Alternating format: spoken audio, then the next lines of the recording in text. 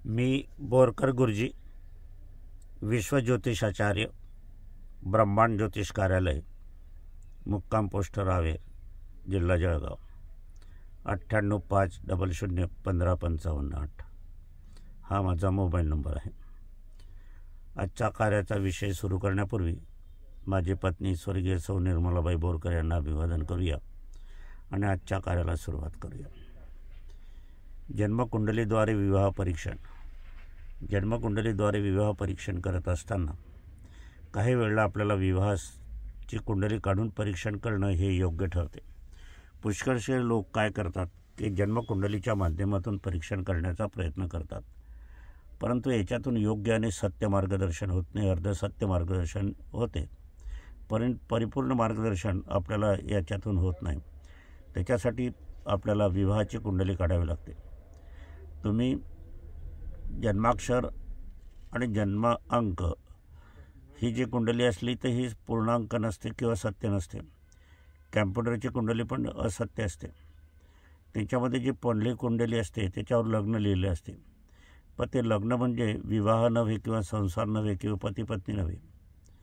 ते लग्न म्हणजे उदयमान कुंडली असते. तो शब्द चुकीचा आहे. विवाहाची कुंडली वेगळी काढावी लागते आणि त्याला जाणकार ज्योतिषी आवश्यक आहे. जाणकार ज्योतिषीच ते काढू शकतो. त्याचप्रमाणे विवाह कुंडलीमध्ये जर आपल्याला नकारार्थी भूमिका मिळाली की विवाह होणार नाही किंवा विवाहाविषयी अडचणी आहे की विवाहामध्ये कुयोग आहे, विवाहाच्या स्थानामध्ये ग्रहण योग आहे, विवाहाच्या स्थानामध्ये चांडाळ योग आहे, विवाहस्थानामध्ये मंगळ आहे, मंगळ नीचेच आहे, असे विविध प्रकारे आपल्याला जर विवाहस्थानात पाहायला मिळाले जन्मकुंडलीच्या माध्यमातून, विवाहाच्या कुंडलीतून, तर आपल्याला तिथे नकाराची भूमिका येते की विवाह होणार नाही किंवा विवाह हा दुर्मिळ अवस्थेत असेल. परंतु हे बघून आपल्याला चालत नाही, तर आपल्याला पुढे वळावं लागते संततीकडे. संतती जर प्रफुल्लित आहे आणि संतती जर होणार आहे तर विवाह होणे आवश्यक आहे. म्हणून संततीचं स्थान बघणं त्यांना आपल्याला गरजेचं आहे. म्हणून जाणकार ज्योतिषी ज्यांनी सुद्धा हे बघायला हवं. नुसतं लग्नकुंडलीवरून न करता किंवा जन्मकुंडलीतून परीक्षण न करता विवाहाची कुंडली काढून परीक्षण करणं अत्यंत हितावं आणि योग्य आणि अस्सल मार्गदर्शन सत्यतेकडे आपण अधिकाधिक जात असतो. त्याचप्रमाणे जर याच्यात काही अडथळा आला किंवा आपल्याला नाही समजलं तर संततीची कुंडली काढावी आणि संततीच्या कुंडलीच्या माध्यमातून संतती जर होणार आहे, पहिली संतती, दुसरी संतती, तिसरी संतती पावतर जर कुंडलीमध्ये योग दाखवत आहे तर विवाह होणे गरजेचं आहे. आता विवाह होणे गरजेचं आहे आपल्याला इथे नक्की समजलं. मग विवाह कधी होईल? विवाह कधी होईल तर पुनरपी आपल्याला लाभस्थान आणि भाग्यस्थानाकडे वळावं लागेल. कारण संतती लाभ आणि संतती भाग्य किंवा कर्तव्याचा कारकग्रह जर विवाहस्थानात असला किंवा धनाचा कारकग्रह जर विवाहस्थानात असला की विवाहाचा कारकग्रह कर्तव्यात आणि विवाहाचा कारकग्रह धनात असला तर पत्नीच्या हातात तिजोरीच्या किल्ल्या जात आहे, पत्नीच्या हातामध्ये धनाचा साठा जातो किंवा पत्नीच्या मार्फत धन मिळते किंवा पत्नीसाठी धन खर्च करावं लागते किंवा संसाराचे कर्तव्य करावं लागते. म्हणजे तृतीयेश विवाहाच्या याच्यात असला तर म्हणजे कर्तव्य कुठे कराल तर संसारासाठी, कोणासाठी कराल तर पत्नीसाठी, म्हणजे पत्नी होणं अवश्य आहे किंवा पती होणं अवश्य आहे. म्हणून विवाहाचा योग अशा तऱ्हेने आपल्याला बघायला हवा. परंतु यासाठी जाणकार ज्योतिषीची आवश्यकता असतो एवढे मात्र नक्की. विवाहाचा कालावधी कधी आहे हे पण आपल्याला कळता येते. पुष्कळसे जण काय करतात की गुरु बघतात. गुरु हा आपण बघितला तर गुरु हा विवाहाचा कारक ग्रह मुळीच नाही. विवाहाचा कारक ग्रह तो नाही, त्याने विवाह केलेला नाही, गुरूंनी विवाह केलेला नाही. ते भजन कीर्तन करतात, मंदिरामध्ये राहतात, रानावनात हिंडतात, तपश्चर्या करतात, ते अविवाहित आहे, ते ब्रह्मचारी आहे. मग तो विवाहाचा कारकग्रह कसा होईल हे आपण समजून घ्यायला पाहिजे. विवाहाचा कारकग्रह शुक्र असतो. शुक्र हा प्रेम निर्माण करतो. पुरुषाला स्त्रीविषयी आकर्षण करतो आणि स्त्रीला पुरुषाविषयी आकर्षण करतो. आकर्षण निर्माण झालं की मग प्रेम निर्माण होते. प्रेम निर्माण झालं की विवाहाचं स्थान मोकळं होतं आणि मग शुभ मंगल सावधान होतं. पुष्कळशा वेळेला काय होते की शुक्र हा धीम्या गतीने चालतो. धीम्या गतीने चालत असताना मग आपल्याला थोडीशी तुरळक स्थळं येतात आणि ज्या वेळेला त्याची गती वाढते त्यावेळेला अनेक स्थळं येतात. अनेक स्थळं येत असताना मग मात्र त्या ठिकाणी हर्षल असला, नेपच्यून असला, प्लुटो जे ग्रह असले तर म्हटलं आपल्याला संभ्रम होतो, हे स्थळ करावं का ते स्थळ करावं. मग याच्यासाठी आपल्याला कुंडली मिलन करूनच आपल्याला योग्य स्थळाची निवडसुद्धा करता येते. गुणमिलन अजिबात करू नका, गुणमिलन शास्त्र संमत नाही, मी हे वारंवार सांगत असतो. त्याचप्रमाणे शुक्र हा ज्यावेळेला विवाहस्थानावर येतो आणि विवाहस्थानावर भ्रमण करतो त्यावेळेला स्थळं येतं, पण विवाहस्थळावर तो थपकतो, विवाहस्थानावर विराम करतो, विवाहस्थानावर आश्रम करतो, विवाहस्थानावर तो सुखामध्ये पहोडतो. त्यावेळेला तुम्हाला स्थळ येऊन आणि तुमचं साखरपुडा पण होतो आणि मग शुभमंगल सावधान होण्याचा मार्ग तुमचे मोकळे होतात. याच्यासाठी आपल्याला विवाहाची कुंडली तर आवश्यक आहे, पण संततीची कुंडली, लाभाची कुंडली, भाग्याची कुंडली, कर्तव्य आणि धनाची कुंडली. काही वेळेला काय असते की सप्तमेश म्हणजे विवाहाचाच कारकग्रह हा जर लाभात असला तर विवाहाच्या नंतर लाभ होतो. विवाहाचा कारकग्रह जर तुमचा भाग्यात असला तर विवाहाच्या नंतर भाग्यात होतो. म्हणजे याचा अर्थ असा होतो की लक्ष्मी ही भाग्याची आले, पत्नी आली तर, आणि पती आला तर भाग्याचा नवरा मिळाला असं आपल्याला कळून येते. आणि तोच जर अष्टमात असला तर हे पण बघायला हवं असते. विवाहाच्या स्थानाचा जर स्वामी अष्टमात असला तर मृत्यूयोगही येतो किंवा घटस्फोट योग होतो किंवा दुरावा योग होतो. आणि तो षष्टम स्थानात असला तर अनारोग्य पती मिळतो किंवा अनारोग्य पत्नी मिळतो. हे पण जाणकार ज्योतिषाने बघायला हवं. याच्यासाठी जाणकार ज्योतिषाची विवाहाच्या दृष्टिकोनातून किंवा विवाह बघण्याच्या दृष्टिकोनातून आपल्याला जाणकार ज्योतिषाची फार महत्त्वपूर्ण कामगिरी त्यांच्याकडे असते आणि तेच त्याच्याकडूनच आपल्याला परीक्षण करून घ्यायला हवं असते. त्याचप्रमाणे अजून तुम्हाला सांगायचं की उदयमान कुंडली जी असते, उदयमान कुंडली ही भाग्याची कुंडली, जीवनाच्या प्रथम भावाची कुंडली जरी असली तरी ती त्याच्यातून आपल्याला फक्त आपलं जीवन आयुष्य कळते, विवाहाचं आयुष्य कळत नाही.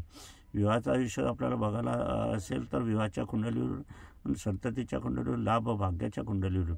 कर्तव्य जर तुमचा विवाहस्थानात गेलं असले तर तुम्हाला संसारासाठी कर्तव्य करायचं आहे. धनाचा कारकग्रह विवाहस्थानी केला तर तुम्हाला धनाचा खर्च हा विवाहासाठी करायचा आहे. आता विवाहेश जर पंचम स्थानात गेला म्हणजे विवाहाचा पत्नीच्याद्वारे संतती योग किंवा पतीच्याद्वारे संतती योग असं मानलं जातं. किंवा पंचमेश भावात किंवा पंचमेश परावर्तित योग म्हणजे पंचमाचा ग्रह आणि विवाहाचा ग्रह म्हणजे संततीचा ग्रह विवाहाच्या स्थानी, विवाहाचा ग्रह संततीच्या ठिकाणी, याला अनन्य योग म्हणतात किंवा प्रत्यापन योग म्हणतात. मग असे विवाह तर हमखास होताच नक्कीच होतात. थोडासा विलंब लागला तर विलंबकार करणारा ग्रह हर्षल असतो. हा अचानक अनपेक्षितरित्या आपल्याला विवाह करून देत असतो. हर्षल जसा हा अचानकपणे विवाह करून देत असतो तर नेपच्यून मात्र गोंधळाची स्थिती घालणारा ग्रह असतो. राहूकेतू असलं तर विलंब होतो. तिथे जर शनी झोपलेल्या अवस्थेत असला तर समझोता करूनच आपल्याला विवाह करावा लागतो. तो उदयमान कुंडलीत असो का विवाहाच्या कुंडलीत असो. शनीची दृष्टी जर पूर्ण असली तर मग तुम्हाला आपल्याला विवाह करायच्या वेळेला समझोता करणं भागच आहे. कारण वाढते वय मग होते, आपण पसंती नापसंती करण्यामध्ये वय वाढते आणि मग विवाहाचे प्रश्न बिकट होतात. याच्यासाठी आपल्याला जन्मकुंडलीच्याद्वारे विवाह कुंडली काढून परीक्षा करून घ्यायला पाहिजे की आपल्या नशिबामध्ये विवाहस्थान कसं आहे, काय आहे. हाच विवाहस्थान आपल्याला योग्य ते मार्गदर्शन करणार असते.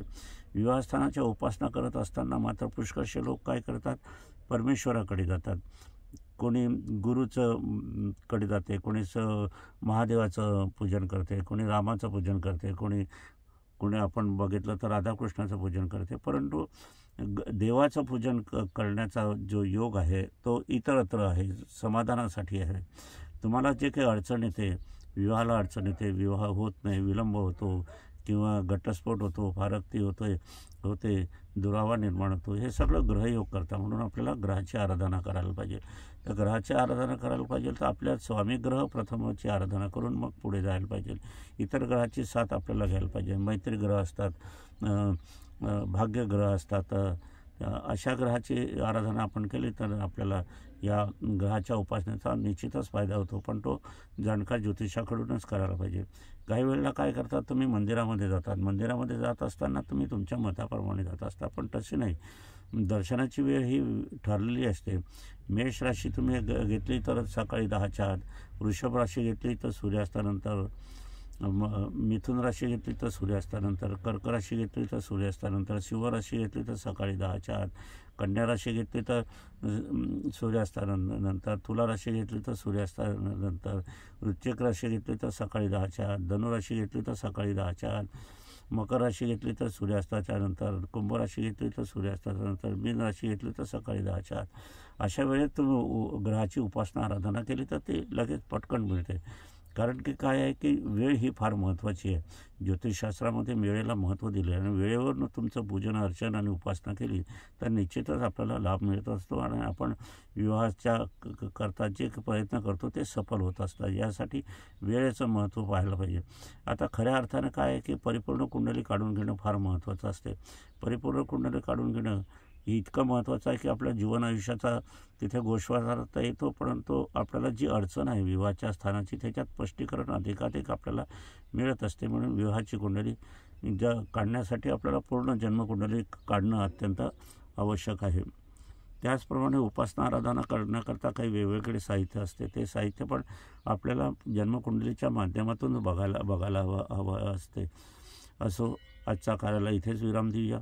मी बोरकर गुरुजी, विश्वज्योतिषाचार्य,